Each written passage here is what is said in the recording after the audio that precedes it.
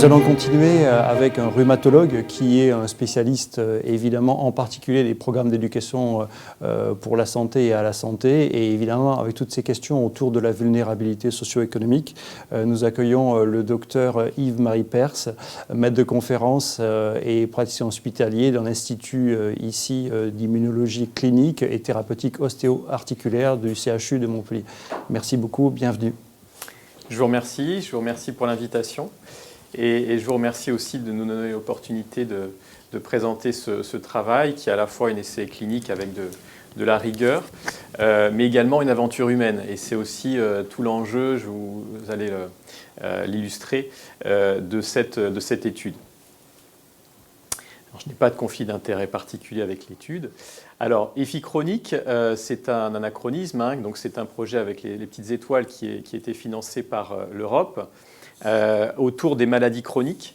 Vous savez que c'est un problème de santé publique majeur qui concerne 15 millions de Français et qui touche particulièrement les sujets âgés. Vous voyez un petit peu la prévalence dans l'Hérault par rapport à la classe d'âge. Hein, de moins de 45 ans, on a vraiment un seuil, et au-delà, on a un certain nombre de personnes qui sont touchées, et plus particulièrement les femmes. Alors, parmi les principales maladies chroniques, certaines sont bien connues, le diabète, l'asthme, l'insuffisance rénale, et puis il y a aussi tout le cortège des maladies rares, les cancers, les psychoses, l'Alzheimer, qui sont partie en fait de toutes ces maladies chroniques, et on peut en citer de nombreuses. La prise en charge représente un coût socio-économique majeur, plus de 65 milliards d'euros, notamment en Europe. Alors, juste une petite parenthèse pour vous donner certains chiffres, puisque en fait, on sait très bien aussi qu'il existe une fréquence accrue, une prévalence accrue chez les sujets vulnérables de ces maladies chroniques.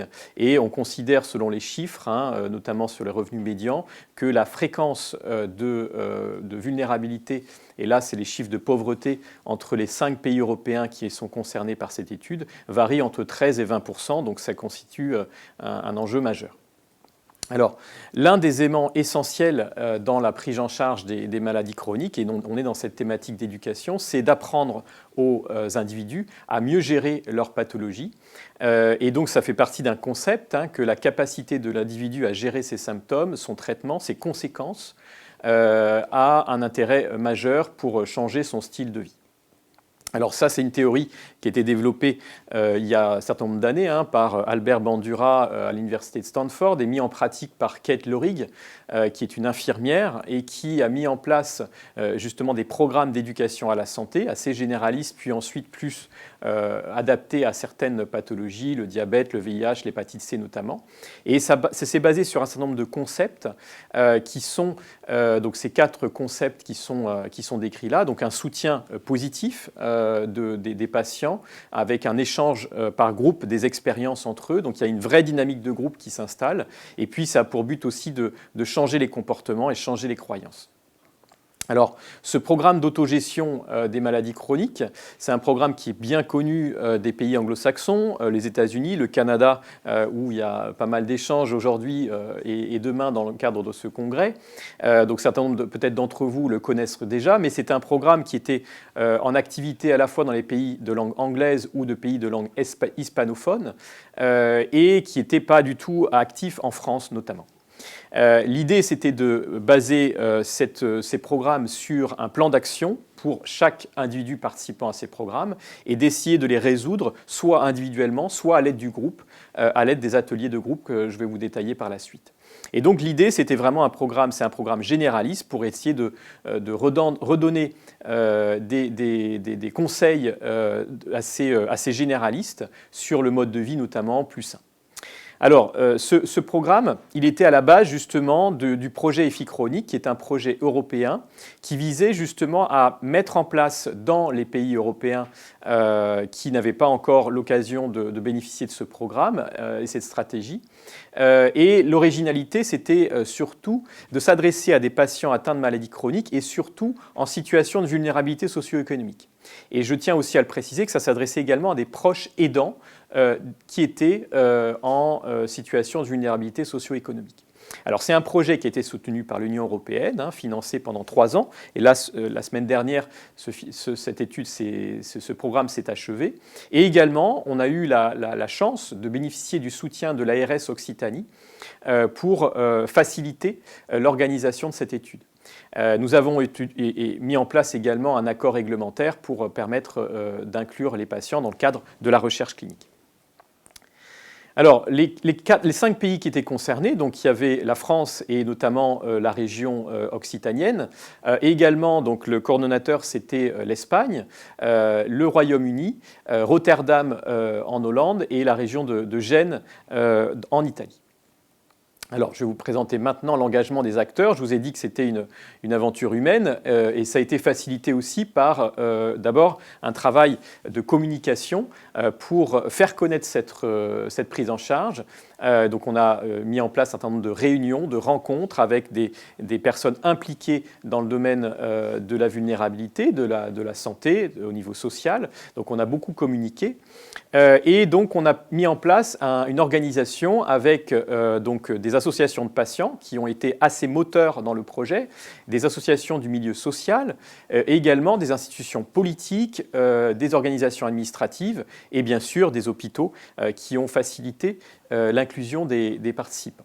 Alors la mise en place du programme, comme je vous l'ai dit, en France, rien n'existait, donc il n'y avait pas de personnes habilitées à mettre en place et à former des ateliers de groupe. Donc il a fallu créer des outils et puis également former des acteurs. Et donc là, je vous avais en diapositive les 3 principaux acteurs qui sont, on appelle les formateurs, qui sont allés se former en Espagne, puisque l'Espagne et le Royaume-Uni étaient les seuls pays qui avaient à disposition dans le système de santé ces programmes d'éducation à la santé.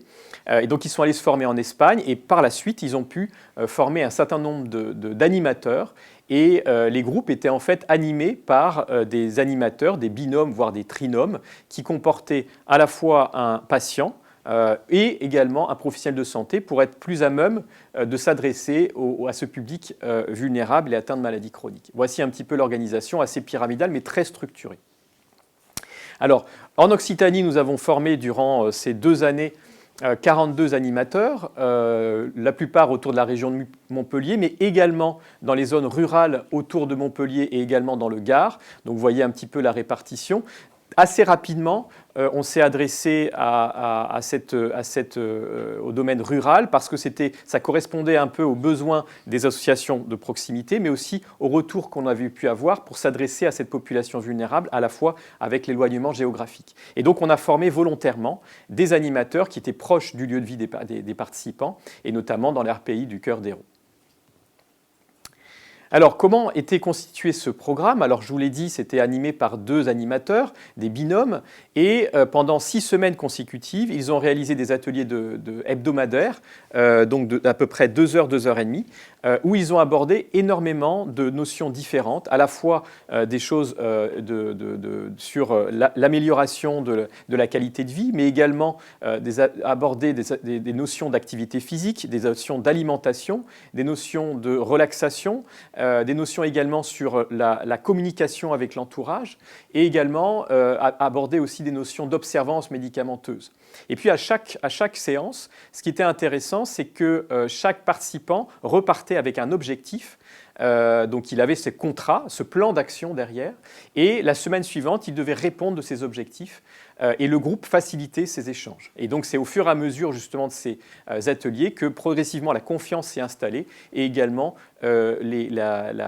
l'animation dans le groupe a été facilitée. Et vous voyez les différents piliers de ces sessions, c'est l'absence de jugement, notamment des animateurs ou des participants entre eux, que tout ça reste confidentiel, ça c'est vraiment les piliers de cette prise en charge. Les plans d'action, j'en ai parlé, le groupe aussi facilitateur, et également l'importance des animateurs qui facilitaient les échanges. Alors voici la répartition des ateliers qui se sont déroulés. Donc en une année, en fait, en 2019, il y a eu 29 ateliers qui ont pu démarrer. Donc il y en a un qui est toujours en cours parce qu'il a été arrêté à cause du contexte sanitaire. Mais vous voyez, ça s'est réparti sur la région montpelliéraine, mais en dehors de la région montpelliéraine également. C'est une des particularités notamment de notre en France, puisque dans d'autres pays, ça s'est essentiellement centré sur l'hôpital. Là, ça s'est vraiment ouvert à l'extérieur de l'hôpital. Vous voyez la répartition, notamment dans le Gard ou dans l'arrière-pays de l'Hérault. Et puis, peu à peu, ça s'est fait petit à petit. On a pu aussi organiser des ateliers autour de Toulouse et dans la région perpignanaise. Alors maintenant, je vais vous présenter les résultats du programme.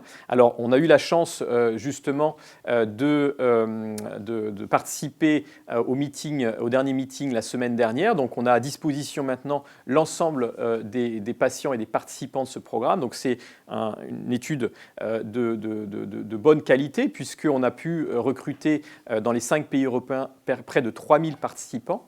Alors, toutes les données ne sont pas disponibles. Ils avaient à remplir des questionnaires en début de programme et également 6 mois après le début du programme. Donc, ils étaient vraiment à distance de ces ateliers pour évaluer justement ce qui se passait à distance. Et donc, énormément de notions ont été abordées, la qualité de vie, l'appétence à l'activité physique, les changements alimentaires, la compliance, énormément de notions différentes qui ont été abordées dans ces questionnaires.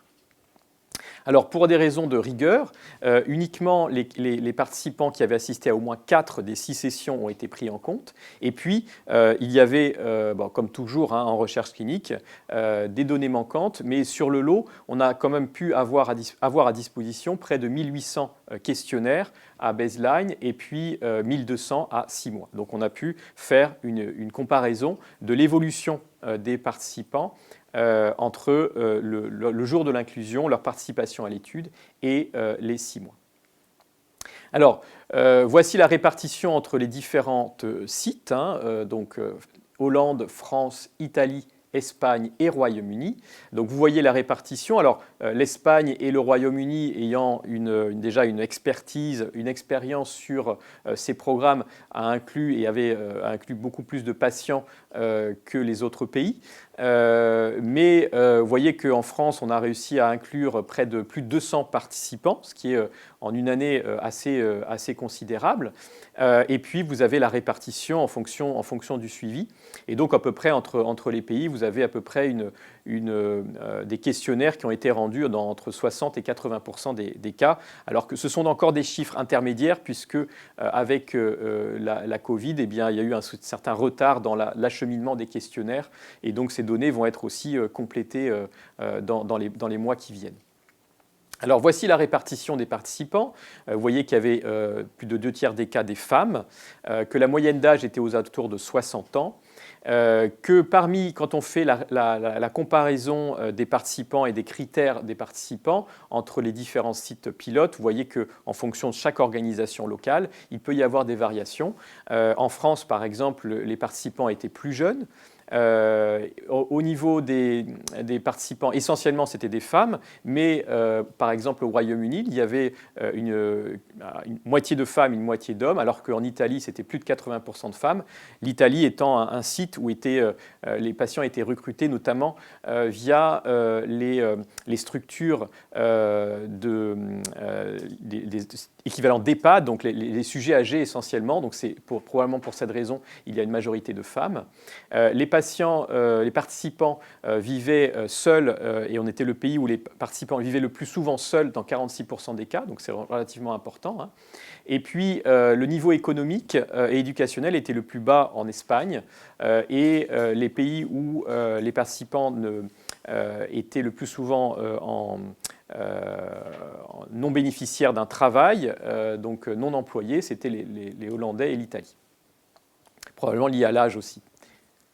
Alors, voici les résultats. Alors, je vous les présente, c'est vraiment des résultats mis sous format tableau pour que ce soit le plus lisible possible, parce qu'il y a énormément de données, comme je vous le disais, qui ont été collectées. Ce qui a été observé entre le début de l'étude et 6 mois, c'est une amélioration dans l'autogestion des participants. Aussi quelques activités, notamment le fait de nager plus régulièrement, d'être moins sédentaire, moins rester assis. moins d'usage d'alcool, moins de symptômes dépressifs. Il y a une augmentation de la qualité de vie, ce qui était l'objectif principal de l'étude. Et puis, il y a également une augmentation du coût utilité en santé. Par contre, il y a certains marqueurs, paramètres plutôt, qui n'ont pas varié, notamment l'activité physique, la nutrition, le tabac, le sommeil, la fatigue et l'adhérence médicale. Donc tous ces paramètres, effectivement, n'ont pas varié, mais on peut considérer que l'étude remplit ses objectifs initiaux. C'était à la fois de montrer une amélioration de la qualité de vie et également une amélioration médico-économique. Alors, je vais également aborder les défis du projet, puisque c'était un enjeu majeur, effectivement, la mise en place de cette étude.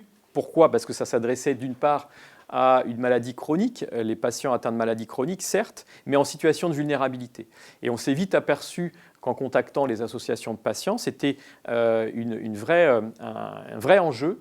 Pourquoi ? Parce que souvent, cette catégorie de patients est très peu inclue dans le système de soins. Il est souvent éloigné de ces programmes d'éducation, notamment d'éducation thérapeutique, et que c'était un enjeu, un défi majeur de les faire rentrer dans les soins.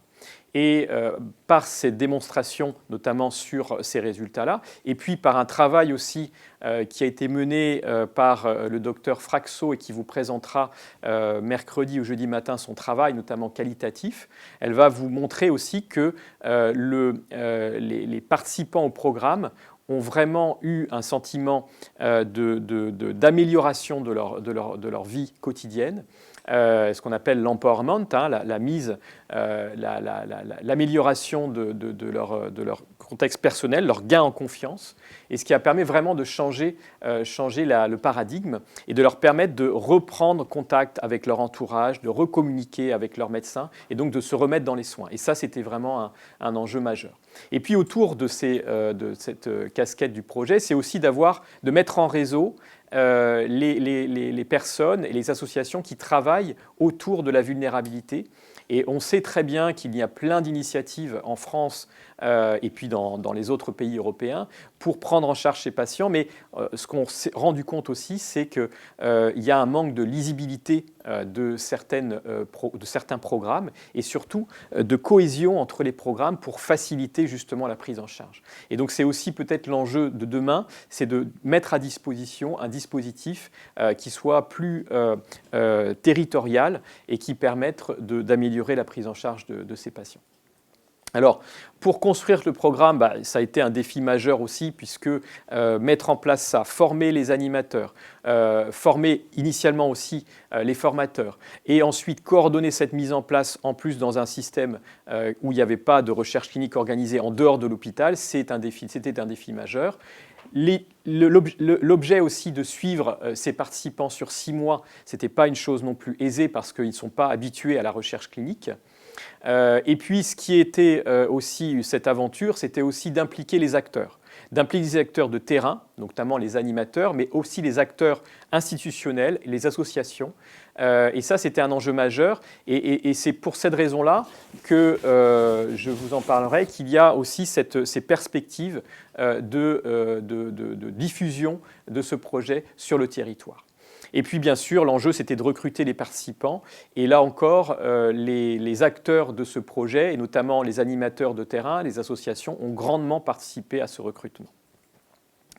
Alors, je terminerai là-dessus pour vous dire que ce projet EFI Chronique, qui est un projet global européen, et s'est terminé avec succès, avec les remerciements du financeur, de la Commission européenne la semaine dernière, que c'est un public qui était isolé et donc ayant peu accès aux soins, et donc ça permet en tout cas de leur redonner de la confiance pour se réentraîner sur des activités globales, mais aussi sur le recours aux soins classiques. Ce que je voudrais aussi souligner, c'est la participation de plusieurs acteurs de terrain, et surtout que ce modèle, maintenant qu'il a été mis en place, il peut être étendu à d'autres départements, d'autres régions. Et c'est pour cela qu'on a aussi ciblé ce projet, c'est pour répondre à des inégalités territoriales Et ces inégalités territoriales, elles sont également très importantes. Effectivement, la vulnérabilité, elle peut être économique et sociale dans la zone urbaine, mais également beaucoup plus amplifiée également en zone rurale. Et c'est la raison pour laquelle on a proposé avec l'ARS Occitanie et dans le cadre du PRAPS, un programme à la suite des défis chroniques. Donc là, on n'est plus dans le cadre de l'essai clinique. On va proposer dans la prise en charge des patients en Occitanie avec des zones pilotes qui vont être l'Hérault et le Gard pour le moment, une prise en charge basée sur cette organisation, avec, vous le voyez, une identification des acteurs de terrain. Alors ça peut être les centres hospitaliers, ça peut être des associations, ça peut être des partenaires locaux, ça peut être des associations comme l'AFM Téléthon qui a beaucoup participé à ce projet. Et l'idée, c'est d'inclure des personnes avec des besoins, notamment avec des critères de vulnérabilité, ayant et dans des ressources, par exemple, donc des besoins tributaires d'allocation adultes handicapés ou du RSA, d'être impliqués dans ces programmes-là et ensuite d'avoir des entretiens individuels et qu'ils soient ensuite pris en charge par les 6 ateliers collectifs, donc basés sur le projet EFI Chronique, et ensuite d'avoir un suivi. Parce que c'était aussi les besoins identifiés autour de ce projet, c'est qu'une fois l'étude terminée, les ateliers terminés, finalement, ils étaient un peu dans la nature, ils étaient livrés un petit peu à eux-mêmes, mais il n'y avait pas de prise en charge vraiment encadrée. Et là, l'idée, c'est de poursuivre ça avec un suivi encadré et éventuellement une orientation vers des structures qui existent déjà, soit de l'activité physique, soit de l'aspect nutritionnel, soit un atelier d'éducation thérapeutique plus spécifique pour répondre aux besoins du participant. Donc l'idée, c'est vraiment de faire quelque chose de très global et d'utiliser les outils numériques également existants parce que, vu le contexte, ça devient impératif. Mais pour rester quand même avec la philosophie d'avoir de la présence, du contact physique, parce qu'on n'en enlèvera jamais. C'est ce qui s'est passé dans ces ateliers, c'est vraiment aussi une aventure et des expériences collectives. Donc voilà, je voulais remercier évidemment de tous les acteurs qui sont vraiment impliqués dans ce projet. Donc évidemment les financeurs, la Commission européenne, l'ARS, mais également mes tutelles, le CHU. Et puis également tous les acteurs de terrain. Bon, je n'ai pas pu tous les citer, mais il y a énormément d'associations, des comités locaux de communes, des CCAS, qui ont participé, et puis particulièrement les chefs de projet, Verouchka Valseki à droite, qui s'est impliqué énormément, qui est un peu la cheville ouvrière de ce projet, qui a tenu le projet pendant une grande partie des 3 années. Larissa Darocha également qui a pris sa suite, et puis les formateurs, Dalal Fraxo que vous verrez demain, et puis bien sûr Christian Jorgensen qui est le chef de service et le directeur de mon équipe. Je vous remercie.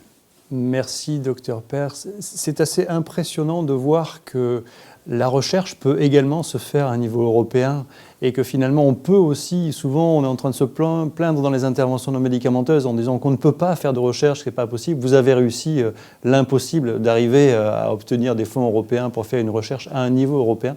Et je pense que c'est pour nous un bon exemple à suivre dans la façon d'avancer. Peut-être qu'on vous posera des questions là-dessus. Il y a plein de questions qui sont en train d'arriver. Moi, je voudrais quand même revenir sur le sujet de l'intervention non médicamenteuse au message de santé publique.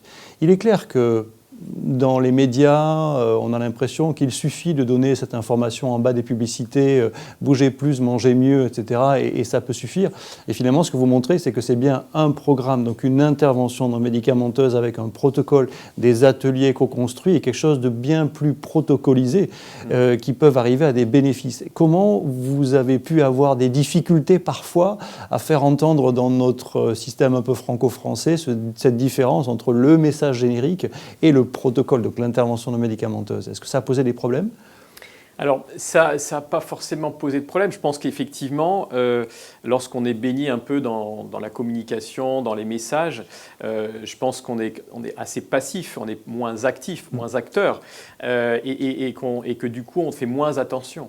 Je crois qu'aussi, l'enjeu de ces programmes, c'est de rendre le participant acteur de ses soins. Et c'est ça tout l'enjeu, en fait. C'est de se rendre compte à la fois de sortir de sa boîte, de sortir de son isolement, de découvrir qu'il y a d'autres personnes autour de lui qui peuvent avoir les mêmes problèmes ou des problèmes différents, et en fait d'avoir une représentation de ces problèmes-là qui leur permet peut-être de se dire, bah, tiens, moi, je ne suis pas seul, il y a aussi d'autres personnes qui sont concernées de la même façon, avec des pathologies différentes, avec des problématiques différentes.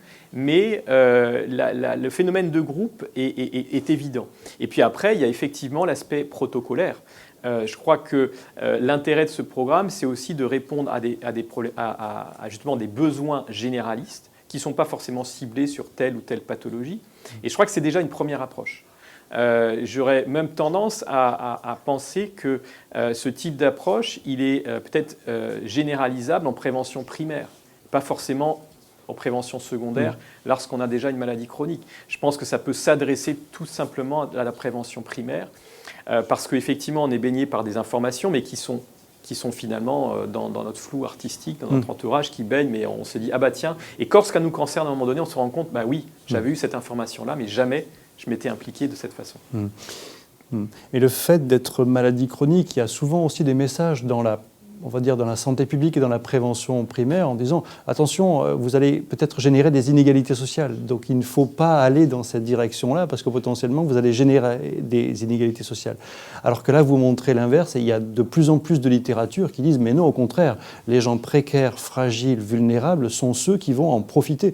Donc il faut aussi pouvoir mettre des actions spécifiques en place pour avoir des bénéfices et jusqu'à même, et comme vous l'avez dit, des bénéfices qui sont des coûts-efficacité. Donc des coûts-utilité. Donc je pense que c'est un élément central là, cette question de...